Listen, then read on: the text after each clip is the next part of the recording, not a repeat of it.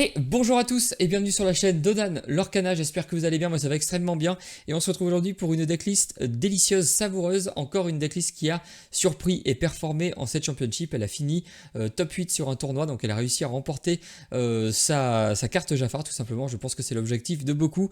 Comme d'habitude, avant de passer à la decklist, vous pouvez d'ores et déjà liker, commenter et partager cette vidéo, voire vous abonner à la chaîne pour ne pas rater les prochaines. On remercie également Oupi, le sponsor boutique de la chaîne que vous retrouverez du côté de Salanches dans le 74 ou bien sur leur site internet oupi.eu. Le lien est dans la description, tout comme le lien vers la decklist, le lien vers mon Instagram et le lien vers le Discord Alter Ego. N'hésitez pas à nous rejoindre dessus. Plus on est de fous, plus on rit. Et on passe tout de suite à cette decklist jaune-rouge pilote quand même basé sur un archétype qu'on connaît qui est un petit peu ancien, le Mufasa Roulette. Ce que j'aime bien avec ce genre de decklist un petit peu tiers inconnu, on ne sait pas trop où les placer dans le spectre de la méta. Ce qui est sûr, c'est que ce n'est pas des decks top tiers, donc ce n'est pas des decks que vous allez forcément retrouver dans des grandes compétitions. Mais si vous êtes, ma foi, un bon pilote de ce genre de deck, ça tombe bien, c'est un deck pilote, vous allez pouvoir vous en sortir avec style et classe lors des 7 championships. Et ça, c'est vraiment quelque chose que je trouve très intéressant. Enfin, j'aime bien en fait voir des decklists originales, des joueurs qui build, qui réfléchissent un petit peu au jeu autrement et qui arrivent à performer avec des decklists qui leur sont personnels. Je trouve ça toujours extrêmement intéressant. Comment est-ce qu'elle est construite? Donc elle va jouer avec des pilotes. Tout simplement les Vanellope Von Schwitz, les tours 1 pour donc des 2-2 pour 1 en Crab Killer 1. Bon, vu comme ça, on se dit oui, c'est pas le meilleur des tours 1. En effet, c'est pas le meilleur des tours 1. L'autre tour 1, c'est la Mulan Soldat blessée, parce qu'on le sait, en jaune-rouge, le principal moteur de pioche, c'est la réponse. Donc réponse guérit les blessures, la 1-5 pour 4 en Crab Killer 2 et qui vous permet de soigner 3 dégâts et de piocher 3 cartes. Donc évidemment, Mulan et Mergotel sont là pour comboter avec la réponse, vous permettre de piocher avec la réponse. Globalement, je trouve que les decks jaune-rouge, si vous voulez réussir à passer une partie plaisante, en tout cas à ne pas se retrouver au top deck, il faut réussir à résoudre une réponse. La manière la plus simple évidemment, c'est de jouer Mergotel au tour 2 ou au tour 3, donc de prendre un risque si vous êtes contre grille, évidemment attention, de la jouer le plus tôt possible pour ensuite pouvoir piocher avec votre réponse. Évidemment, par moment, il va falloir décaler un petit peu sa réponse, soit au tour 5 si vous êtes en situation d'urgence avec une Mulan puis une réponse par-dessus. Si vous avez un peu plus le temps, vous pouvez vous permettre d'attendre le tour 6 pour jouer Mergotel avec réponse. Sinon, l'autre tour 2, c'est encore une Vanellope Von Schwitz, une 2-2 encore pour 2 en Crab Killer 1, sauf que celle-ci, elle a un petit peu de texte. Chaque fois que ce personnage est envoyé à l'aventure, choisissez un personnage adverse qui subit -1 jusqu'au début de votre prochain tour. C'est assez intéressant, mine de rien, ça rappelle évidemment j'ai mangé son nom, le Rhino dans le Steel Song, qui permet lui, lorsqu'il est joué, de faire cet effet. Elle, c'est à chaque fois qu'elle est envoyée à l'aventure, pas quand elle arrive en jeu. Ils ont des stats un petit peu nuls, mais vous allez comprendre pourquoi on les embarque dans ce deck là.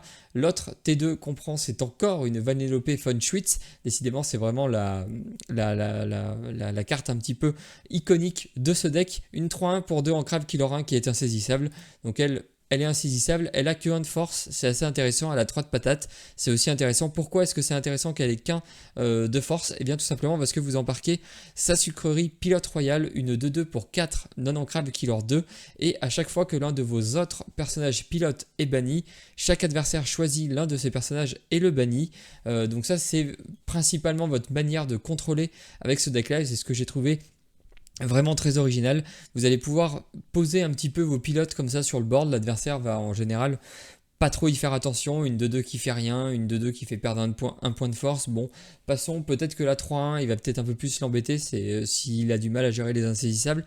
Mais si vous arrivez à poser votre sucrerie, à envoyer votre Vanellope, prendre un trade, mourir et donc par ricochet, l'obliger à sacrifier une créature, c'est évidemment très fort. Bon là vous vous dites oui, mais au final si ma Vanellope elle tape dans une créature qu'elle ne la finit pas et que avec sa sucrerie il sacrifie cette même créature, ça fait du 1 pour pour 1, c'est pas forcément génial, oui, mais vous jouez Ralph Lacasse, copilote envahissant, une 4-2 pour 3 en crabe killer 1, et lorsque vous jouez ce personnage, choisissez un personnage pilote qui gagne plus 4 d'attaque pour le reste de ce tour, et là vous vous dites, ah oui, du coup ma petite Vanellope, elle devient 6-2, et donc là elle peut aller chercher n'importe quoi, et par ricochet avec sa sucrerie, aller détruire quelque chose d'autre. Bon, ça demande quand même un petit peu de setup, hein. Il faut poser une Vanellope, attendre le tour 4, poser votre sucrerie, et pourquoi pas le tour d'après aller prendre des trades. Vous pouvez évidemment en prendre dès le début si vous êtes en situation d'urgence. C'est un petit peu, ça remplace un petit peu le Prince Eric qu'on avait eu en rouge, qui lui, lorsque ce personnage-là est banni, pouvait bannir quelque chose d'autre.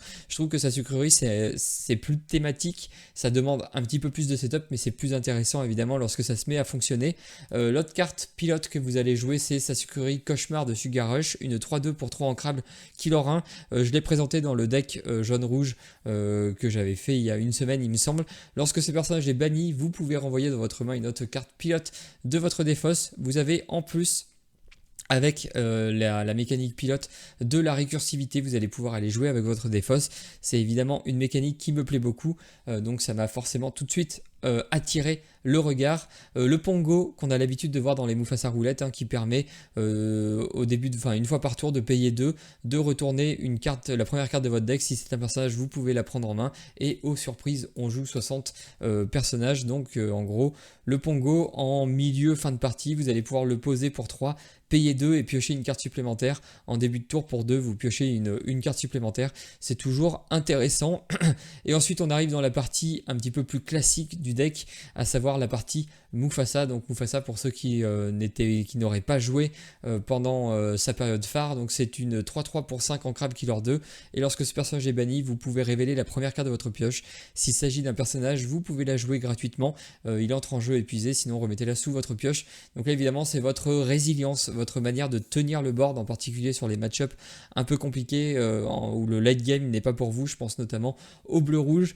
Si vous arrivez à poser un Mufasa avant qu'il puisse faire un soyez prête, c'est évidemment très très fort. Pour se défendre un petit peu quand même, on a le Maui idole des hommes, la partie contrôle du deck, donc pour peaufiner un petit peu le contrôle une fois que vous avez passé le seuil de 5, 6, 7, 8, 9 encres. Ce sont évidemment les Madame de Tremaine, Reine impétueuse, donc la 3-4 pour 6 non-ancrable killer 2, qui permet lorsque vous la jouez de proposer à votre adversaire de choisir un de ces personnages et de le bannir. La Madame Médusa, la 4-4 pour 6 non-ancrable killer 1, et qui vous permet de détruire un personnage avec 3 d'attaque ou moins. Alors là il en a mis 2-2. Je pense que c'est à vous de choisir si vous préférez plutôt mettre beaucoup de Madame de Tremaine ou beaucoup de Madame Médusa. Globalement, je pense qu'il vous faut 4 Madame de Tremaine, Madame Médusa. À vous de choisir si vous préférez jouer 4 Madame de Tremaine, 4 Madame Médusa, ou alors 3-1, ou rester sur un spot à 2-2. L'autre carte intéressante du deck, c'est le Ralph Lacasse Gros Bêta, une 7-5 pour 7 non-ancrable killer 1, qui s'altère pour 5, faut pas l'oublier, ça peut être intéressant sur le petit Ralph Lacasse. Bon, son principal défaut, c'est qu'il lore que 1 pour une carte qui est si grosse en stats. C'est dommage qu'elle lore que 1. Par contre, lorsque vous jouez ce personnage et à chaque fois qu'il est envoyé à l'aventure, vous pouvez renvoyer dans votre main une carte personnage pilote de votre défausse coûtant 6 ou moins. Si vous le faites, vous gagnez un éclat de l'or. Donc là encore, vous allez continuer à jouer avec votre défausse, continuer à ramener vos pilotes pour pouvoir ensuite les sacrifier et nettoyer un petit peu le board avec sa sucrerie. Donc c'est très intéressant, et en plus vous gagnez ce petit point de l'or qui peut faire toute la différence. Les deux autres cartes, c'est du classique, c'est le Stitch Surfer Insouciant, la 4-8 pour 7 en Crab Killer 2. Si vous avez deux personnages, vous piochez 2 sur le board, et évidemment la maléfique Dragon Monstrueux, 7-5 pour 9 en Crab Killer 2, et qui vous permet lorsque vous le jouez de bannir un personnage tout simplement. Donc ça, c'est des cartes qu'on aime faire proc sur un Mufasa, tout comme la Madame de Tremaine, la Madame Médusa. En fait, toutes les cartes qui sont au-dessus du coup de Mufasa, on aime les jouer gratuitement avec Mufasa Roi Trahi. C'est un petit peu le but du deck, la marque de fabrique du deck. Là où il se différencie des anciennes versions de Mufasa Roulette, c'est évidemment par ce côté pilote, un petit peu contrôle avec sa sucrerie en tête d'affiche. Et moi, ça me plaît beaucoup. On a toujours le package pioche avec réponse, Pongo. Enfin bref, voilà, une decklist très sucrée pour le coup. 11 non ancrables seulement, donc c'est agréable. On est rarement en difficulté pour ancrer, et on va passer tout de suite sur Inktable pour essayer d'illustrer tout ça. Et on est parti tout de suite contre le classique, le rouge-bleu de Dinkampham, et on va le mettre en contrôle. Et on a la chance, c'est nous qui allons commencer à jouer. Alors, on veut jouer, je pense, plutôt curvé avec ce deck, c'est-à-dire qu'on veut trouver un tour 1, trouver un tour 2 jusqu'à arriver à notre Mufasa, et du coup les cartes qu'on veut révéler avec Mufasa, évidemment on veut pas les avoir en main de départ. En tour 2 ça peut être intéressant, quoique là on veut aller vite. Le problème c'est que ce deck là n'a pas beaucoup de personnages qui leur très fort au début. Je pense que Pongo ça peut être pas mal si jamais on est un petit peu en rate de cartes. Mergotel, si jamais on trouve une réponse, c'est mieux qu'un Ralph Lacasse. Et Mulan ou Vanellope. Bah non, pas Mulan ou Vanellope, de toute façon c'est un tour 1, donc tour 1, tour 2, je pense qu'on va garder comme ça. On veut essayer de trouver voilà, une réponse sur le tour 4 pour, avant que lui ait le temps de trop nous embêter, pour commencer à être agressif. Là on a le choix, on a la Mulan ou la Vanellope en tour 1. Je pense que ça n'a pas trop d'importance. Je pense qu'on va plutôt jouer la Vanellope étant donné qu'on est un deck plutôt orienté pilote. Le King Candy du coup qui est votre principale manière de contrôler avec ce deck. C'est assez intéressant. Bah là du coup tour 2 ça va être ça. Reste à savoir si on préfère jeter. Non, je pense qu'on va préférer jeter le Ralph. Ou alors on va jeter le Ralph et on va garder le dingo, ça pourra toujours nous aider un peu plus tard. Donc elle est là vraiment pour servir de support à heal. Donc on va l'envoyer à l'aventure vraiment très très précautionneusement. Ça on n'aime pas, par contre il rampe tout de suite. Il trouve sa rampe, donc là il va prendre une petite option sur la victoire. En tout cas il va nous mettre potentiellement un peu plus en difficulté. Là c'est pas mal, on peut se débarrasser d'un T1 et jouer notre Pongo. Alors là il va arriver à 4, normalement il peut pas encore jouer son Maui, donc on va en profiter pour envoyer Mergotel à l'aventure tout de suite, essayer de grappiller le maximum de points de l'or avant qu'il arrive très très haut en termes de points de l'or. Donc là attention, il est à 1, il va pouvoir déjà passer à 5, 6 au prochain tour. Donc là il va vraiment falloir qu'on pioche pour se refaire la main. Et donc 6 au prochain tour, nous on jouera ça, et sur son tour 7 normalement on jouerait un Mufasa. Je pense que ça se goupille pas trop mal. On va plutôt ancrer le Maui et on va commencer par jouer la réponse pour aller soigner notre Mergotel, nous refaire une main. Donc ça c'est vraiment important contre bleu-rouge, il faut réussir à se refaire une main, sinon vous savez globalement qu'il va réussir à vous détruire votre board à un moment ou l'autre. Donc il faut que vous ayez toujours de quoi reconstruire un board derrière et que vous vous retrouviez pas un petit peu le bec dans l'eau à pas pouvoir jouer grand chose. Donc là c'est parfait, il joue Grand-Mère Tala, Typo, donc nous on va pouvoir jouer comme prévu notre Mufasa. Est-ce qu'on ancre Vanellope? J'ai pas trop envie parce que derrière on a le King Candy qui pourra nous aider à revenir. Je pense que malheureusement on va ancrer un Pongo. On va jouer lui, c'est obligé, juste au cas où il joue un Soyez prête. On veut avoir tout de suite quelque chose sur le board. Bon là on prend quand même pas mal d'avance. Est-ce qu'il aurait pas pu jouer autrement? Bon j'imagine, hein, c'est l'IA donc il joue pas forcément très bien, mais attention, le bleu-rouge est quand même un deck assez technique. Il est très fort quand il est très bien joué, il l'est beaucoup moins malheureusement quand il est mal joué. Et là donc comme prévu, il nous détruit notre board. Bon ça fait toujours un peu mal, mais par contre, on a de la chance, on va pouvoir jouer un autre Mufasa, donc gagner beaucoup de résilience. Donc Mufasa qui donne Mufasa, c'est un petit peu parfait. Donc là on va pouvoir jouer lui. Est-ce qu'on peut déclencher directement sa carte d'ability? On va le faire. Et on va évidemment partir à l'aventure avec Mufasa. On n'était pas obligé de faire la compétence de Pongo, mais je pense que c'est intéressant là si jamais il joue un manoir, donc c'est pas très grave. Comment est-ce qu'on fait là maintenant? Je pense qu'on peut essayer de développer deux Vanellope si jamais ça tourne mal. On aurait le King Candy pour aller sacrifier nos Vanellope et quand même réussir à faire des choses. Et on va juste quest avec tout. La question c'est, est-ce qu'on ancre Mergotel? Ça m'embête un peu d'ancrer Mergotel parce que si jamais on trouve une réponse, c'est évidemment un très bon combo. Donc je pense que non, on va pas ancrer, on est à 16 quand même. On a l'étal sur le board, on a un Mufasa. Lui, il trouve rien d'autre que son Tamatoa. Il aurait d'ailleurs dû sacrifier ça avant. Bon, on va gagner facilement, mais vous voyez que vous pouvez tenir tête avec les King Candy. Du coup, c'est les sa sucrerie. C'est assez intéressant de jouer des Vanellope. Vous pouvez surprendre un petit peu l'adversaire. Vous envoyez votre Vanellope un petit peu à l'abordage. Si vous avez en plus un Ralph, vous pouvez booster vos Vanellope et prendre pas mal de bons trades et aller chercher d'autres créatures que l'adversaire aurait voulu un petit peu cacher. Donc là, il avait 2 Pirates Life en main. Ça aurait pu être embêtant si la partie avait duré plus, mais évidemment, on lui a pas laissé trop le temps. On va jouer maintenant contre Steelsong. On va le mettre en player 2, on va le laisser en default et on va lancer. Donc player 2 is starting the game, donc c'est lui qui est sur le play. Faut voir un petit peu ce que ça donne. Donc nous, on veut jouer plus ou moins curvé au début. Ça, c'est pas mal si jamais il trouve pas quelque chose. Au tour 6, c'est peut-être un peu loin. J'aurais bien gardé Mufasa, mais je ne peux pas tout garder. Est-ce que je garde quand même tout ça au cas où? Et j'essaye, on voit au tour 3 si jamais je peux tenter une Mergotel. Il trouve pas de T1. Bon signe, encore une fois.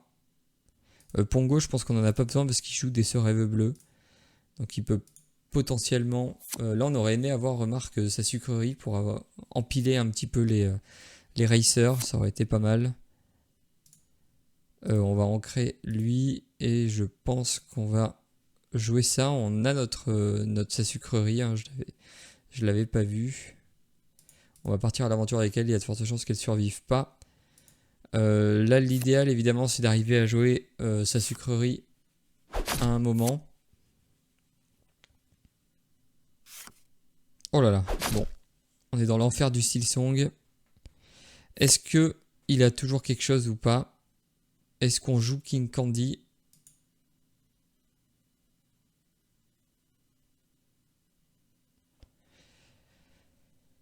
Est-ce qu'on tente la Mergotel ou est-ce qu'on joue plutôt King Candy? Je pense qu'on va tenter la Mergotel. Je pressens qu'il n'a pas de chanson dans sa main. Tort ou raison, on va voir. 4 de mana. Et voilà, j'avais bien pressenti, pas du tout. Je m'étais complètement trompé. On va ancrer une carte. On va ancrer le Ralph, du coup, qui va plus servir à grand chose. On va jouer une réponse à nu. Parce qu'on en a une deuxième en main et que là, ça va être un peu plus dur pour lui d'aller la chercher. Il a quand même déjà joué 2 Zeus. Ça nous va. Ça va nous faire piocher avec notre autre réponse. Sauf s'il la termine. Ah, il joue un sœur rêve bleu. Oula, il avait vraiment une main... il a plus de Zeus. Il a encore des lettres de Storm, mais petit à petit, il se vide la main. On chope une autre réponse, ça c'est pas mal. On va pouvoir ancrer une carte.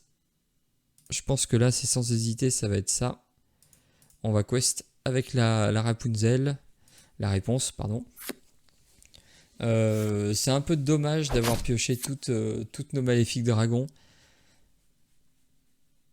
Par contre, là, il nous offre quand même une très belle cible pour notre réponse. Je pense que j'ai toujours un peu peur des sœurs rêves bleues, mais bon. Il devrait le jouer cru. C'est pas forcément terrible. Est-ce qu'on en a besoin en même temps tout de suite? Je suis pas non plus totalement sûr. On peut ancrer ça, on arrive à 6. On pourrait avec 6 lui détruire quelque chose. Ou alors on joue le Maui pour aller chercher ça. Ou alors on pioche avec réponse. Je vais plutôt jouer le Maui. Je vais partir à l'aventure avec lui. Je vais aller défier avec Ursula. Et je pense qu'on va passer. On arrive au tour un peu plus intéressant pour nous.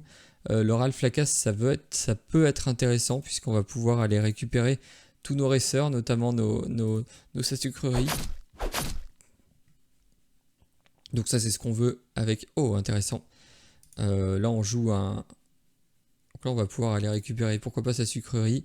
Donc là, intéressant, on pose une 7-5 sur le board. C'est assez costaud, assez monumental.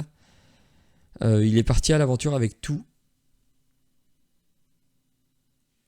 Nous, on peut s'amuser à poser une Madame Médusa pour aller, pourquoi pas, tuer sa réponse.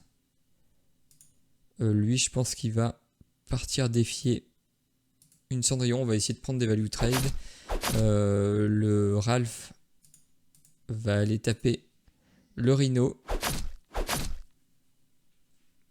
Et je pense qu'elle va partir à l'aventure parce que de toute façon on a un board qui est relativement blessé pour l'instant.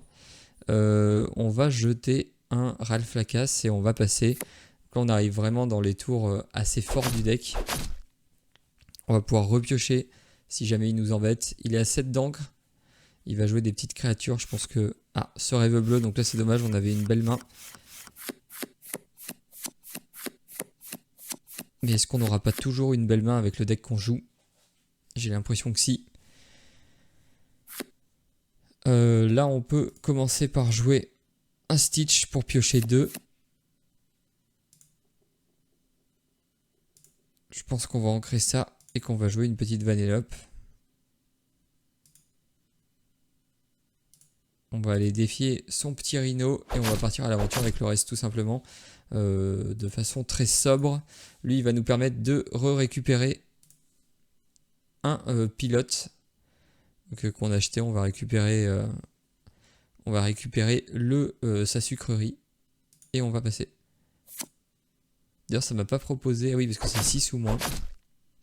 Sinon ça ferait un petit peu un combo débile. Tu peux sans cesse ramener ton Ralph Lacasse. 9 là on va pouvoir aller chercher sa Ariel. J'ai pas envie de laisser ça sur le board. Donc c'est ça qui est toujours intéressant avec les decks Red Face ou Face à Roulette.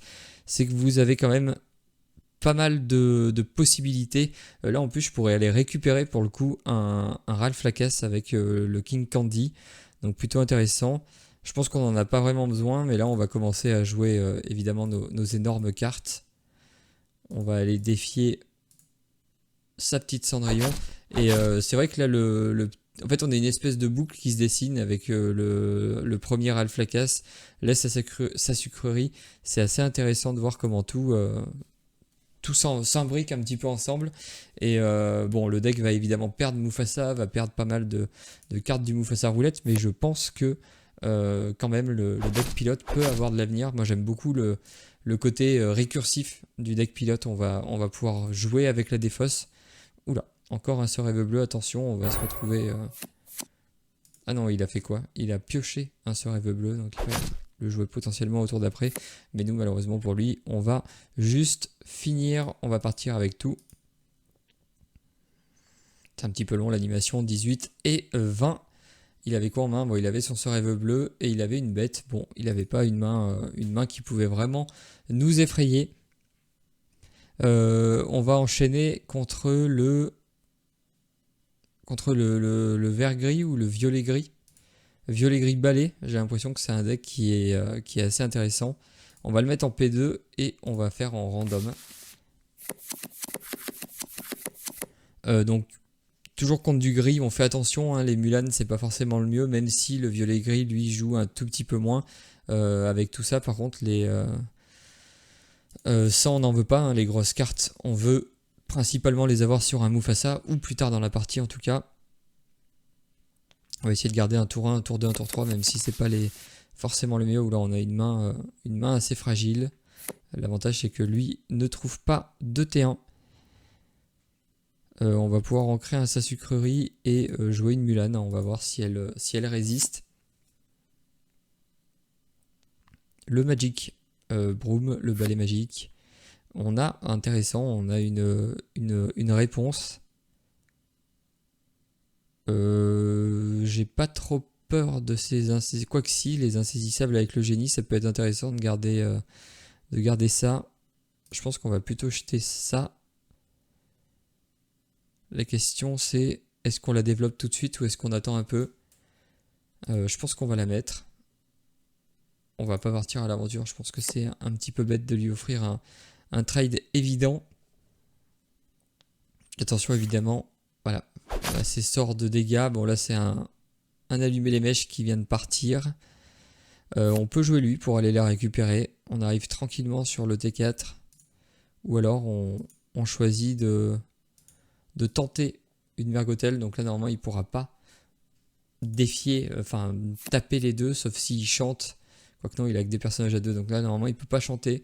On va être obligé de piocher sur notre réponse et ça va être évidemment très important pour la suite de la partie. Puisque là on va pouvoir aller chercher, avec notre Mergotel, on va pouvoir aller chercher gratuitement le Monsieur Mouche. Ou alors on fait Mulan et là comme ça on prend 2 trades.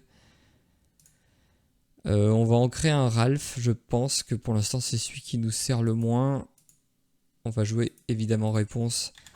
Les Mufasa roulettes, hein, c'est toujours le même principe. Il faut, oula, on a des cartes très très lourdes. Il faut réussir à le résoudre une fois. Lui, il a plus qu'une carte en main, donc là c'est un peu plus compliqué pour lui. Je pense qu'on a dit dans ce sens-là. Comme ça, on lui trade le maximum de board. On lui enlève ses gros l'horreur. Et là, globalement, on a repris un petit peu l'ascendant. Au prochain tour, on va jouer évidemment Mufasa. Hein. Je pense qu'il n'y a aucune raison de ne pas jouer Mufasa sur votre T5. Donc là, il pioche, il se refait une petite main, mine de rien. Il joue une chèvre. Attention à ce qu'il ne nous distance pas trop. On va peut-être ancrer une maléfique dragon. On va jouer ça. Je pense que là, on est obligé, on va aller taper le pit. On veut pas qu'il le remonte. Enfin, quoique, je suis un peu traumatisé par les pits en étant joueur de Steel Song, mais c'est vrai que là, il n'est pas obligé de le remonter à chaque fois. Par contre, c'est pénible. Il trouve beaucoup de cartes killer. Je pense que malheureusement, on va devoir... Ah, bon, ça nous va. On trouve une réponse. Bon, c'est pas ce qu'on voulait. C'est pas le mieux pour nous, en tout cas. Vu qu'il n'y a rien à soigner.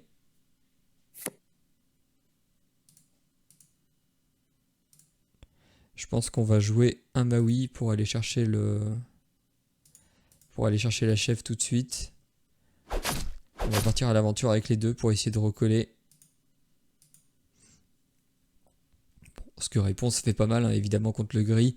Contre violet gris, c'est un peu plus compliqué pour lui d'aller chercher les réponses. Le Cobra qui joue nu sans pouvoir faire son effet, hein, de pouvoir défausser pour gagner de l'or. Ça nous va. Il perd son temps à venir trade. Il n'y a pas de souci. On va pouvoir jouer un petit Stitch pour continuer à piocher. Et globalement, là, une fois que vous en êtes là, le deck est évidemment très fort puisque vous allez pouvoir jouer des grosses cartes un petit peu gratuitement tout le temps. Et en général, à partir de ce moment-là, l'adversaire a du mal à revenir. Là, on trouve un autre Maui, donc c'est pas si mal. Je pense qu'on va prendre... On va essayer de détruire son board. On va jouer un petit peu précautionneux. On prend ici, et là, on va aller défier le Monsieur Mouche. Là, on arrive dans les tours où je pense qu'on est globalement plus fort que lui. On est proche au score, il va jouer une carte par une carte, donc normalement on n'est pas trop mal. On va pouvoir jouer une petite Mulan.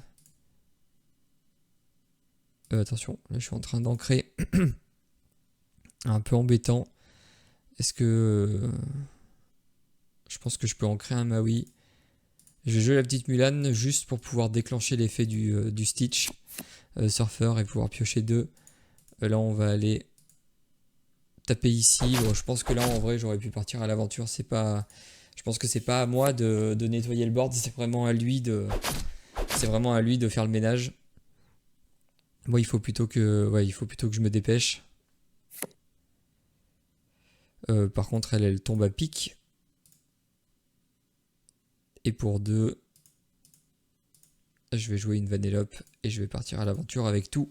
Donc là la partie est globalement terminée, hein. Mon board commence à se remplir. J'ai des personnages quand même qui lore assez agressivement. J'ai un board qui lore à 6. Lui il va trouver que des petites créatures à nous proposer.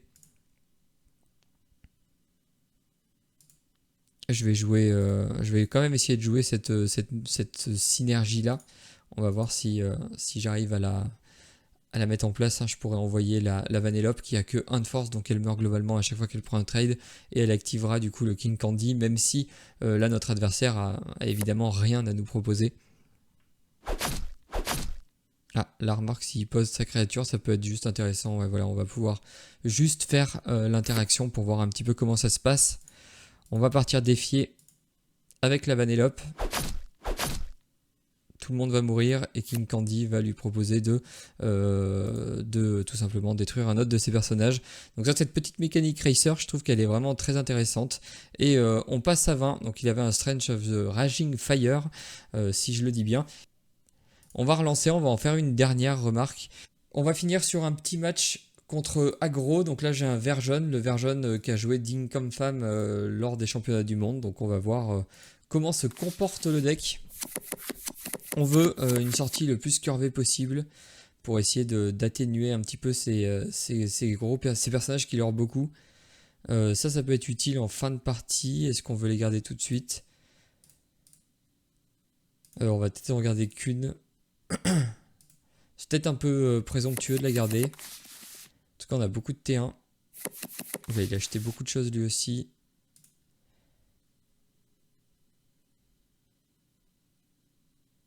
Je pense qu'on va jeter un Mufasa et on va jouer une Vanellope. Dans les match-up aggro, je pense que Mufasa, c'est pas forcément ce qu'on veut parce qu'on va avoir du mal à les trade en face. Je préfère développer 2 T2 et surtout, pourquoi pas avoir le King Candy. Bon là c'est très chiant parce qu'on a beaucoup de non-ancrables. Sinon tant pis, je pose que un T2. Enfin un tour 1, mais je décurve un petit peu ma sortie pour pouvoir jouer quand même un Pongo au T3. Ça m'aurait embêté de rien faire au T2. Bon là les Ursula elles servent à rien contre nous. Le Ralph, encore une carte non-ancrable, c'est très très pénible du coup. Là on va ancrer le Pongo, on va absolument jouer le King Candy au prochain tour. On va aller défier un de ses Fred, donc ça va le faire leurrer. Mais il faut absolument le contenir, l'empêcher de progresser trop vite. Donc là qu'est-ce qu'il va nous jouer? Il va nous jouer une autre Ursula. Bon il a une sortie très moyenne je pense. Ah par contre il a la Daisy Duck. Donc là on va ancrer quand même celui-ci. On va jouer ça. On va aller défier là. On va sacrifier notre Vanellope pour le forcer, je pense, à détruire malheureusement sa Ursula. Donc là, on va utiliser très tôt sa sucrerie hein, pour avoir la mécanique qui fonctionne. Ah, ok. Ok, bon, ça c'est très étonnant. C'est très bien pour nous, hein, mais c'est très surprenant en tout cas. Le Sven qui permet de redresser. On va ancrer ça. On va jouer un Maui. On va passer, on n'est pas trop pressé, on n'a pas pris trop de retard cette fois-ci. Là on va évidemment... Ah, un peu pénible. Il trouve quand même des stratégies pénibles, un petit peu embêtantes. En plus on n'a pas d'ancrable, donc ça c'est très chiant. Par contre on a lui, donc ça veut dire que si on sacrifie notre petite créature, il va devoir sacrifier deux personnages. On va essayer pour voir. On a quand même notre Maui. Hein. Ah oui, bon bah ça c'est très bien par contre. Je commence à plus avoir de racer, mais cela dit, les deux se voient. Donc techniquement, s'il y en a un qui meurt, l'autre, il verra l'autre. Maintenant, j'ai mon Ralph Lacasse qui va potentiellement pouvoir arriver. J'ai surtout ma Médusa qui va être, bon, pas très utile quand il y a des wards en face. Mais on va pas s'en plaindre. On va partir à l'aventure avec tout. On va essayer de le rattraper. Prochain tour, on va pouvoir le taper. Je pense que là, ce qu'on veut maintenant, c'est poser des créatures un peu plus grosses qui vont l'aurer. Parce qu'on a notre Maui qui est en place. Qui va pouvoir taper ici. Je pense qu'on va garder les deux King Candy pour plus tard. Ah, ou alors, là, oui, on va juste jouer une Madame Médusa. On pourrait taper avec les deux et tuer son Flavorsham. Mais on va pas perdre trop de temps, on va plutôt monter à 10. Il est là pour ça notre Maui après tout. Là on a encore une Madame Médusa, donc il va pouvoir aller chercher, bon sauf s'il joue que des personnages avec Ward, mais je pense pas qu'il ait que ça. 13, bon il pourrait être à 14 s'il n'avait pas sacrifié sa Lady. Oula, ça fait beaucoup de personnages.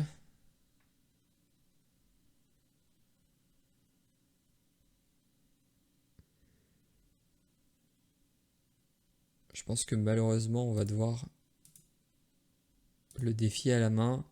On va passer à 15. Par contre, on va envoyer un King Candy dans le Jet Sam, ce qui va, par ricochet, tuer son Fred sans le faire leurrer.